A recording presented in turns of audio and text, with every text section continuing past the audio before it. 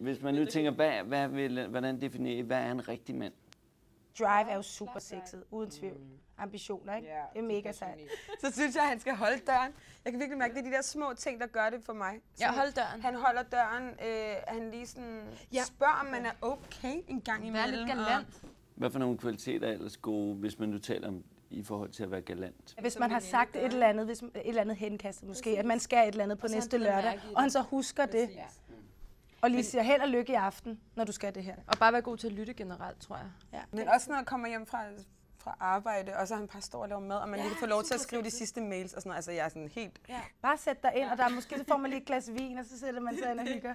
Og man har lidt dårlig samvittighed, ikke? Vi vil gerne være... Bare have det lækkert. Hvor meget skal en mand træne? For min skyld behøver han jo ikke engang træne. Nej, løb en tur og gør, hvad der gør dig glad, og gør, hvad du selv synes er nice. Det der med at skulle op og pumpe muskler, det synes jeg... Men signalværdien i at ligge sådan helt dvask på sofaen og bare ligge som sådan en stor orm, det er heller ikke det er heller ikke super sejt, ej. Hvor meget gør hans udseende? Hvor vigtigt er det? Altså i forhold til, hvordan han dufter og hvordan han tager... Altså. Jeg synes faktisk også, det er lækkert ved mænd, at man sådan først dufter dem, og så bagefter dufter man deres parfume, hvis man kommer tæt nok på. Ja.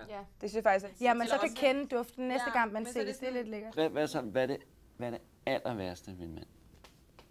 Folk, der mangler eller mænd, der mangler selvironi. Ej, den er så hård. Den er hård generelt, også for damer, synes jeg. Men ja, der er ikke noget værre end mænd, som ikke føler sig selv. Du skal ikke føle dig selv med sådan der, hey, jeg er den bedste, skal jeg lige købe 30... Du skal heller ikke tælle dig selv ned. Nej, det er det. Sådan noget med at spise natmad med en mand, som siger, at han gerne vil have makrel, for eksempel. Det synes jeg er super nice.